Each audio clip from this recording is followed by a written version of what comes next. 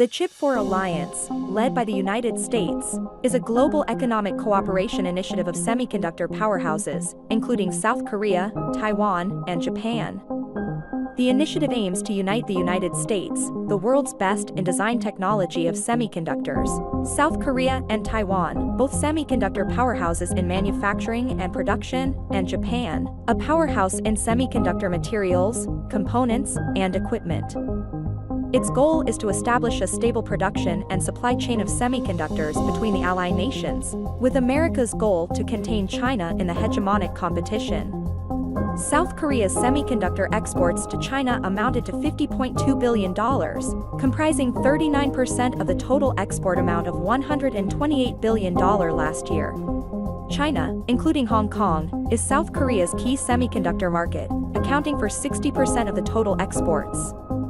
If South Korea joins the Chip 4 Alliance, the country may face a big hit for South Korean companies in terms of exports to China and local production. However, South Korea would suffer more damage if it did not participate in the US-led Chip 4 Alliance. Due to the nature of the semiconductor industry, a technology battle, South Korea heavily relies on the United States and Japan for its semiconductor design, materials, components, and equipment, making it difficult to become self-sufficient.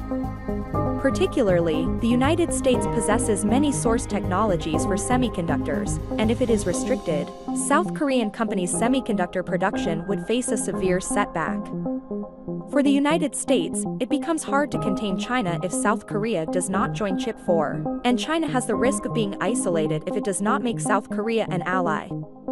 The United States has already introduced various measures to contain the Chinese semiconductor industry.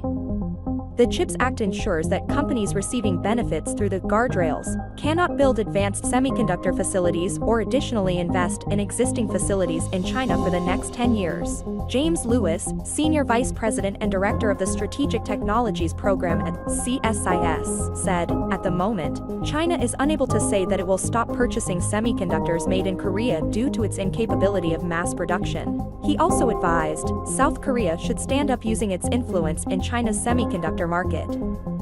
In South Korea, it is said that the existing formula of security cooperation with the US and economic cooperation with China no longer works. A South Korean diplomatic official said, "There is absolutely no case that South Korea will not join the Chip 4 Alliance."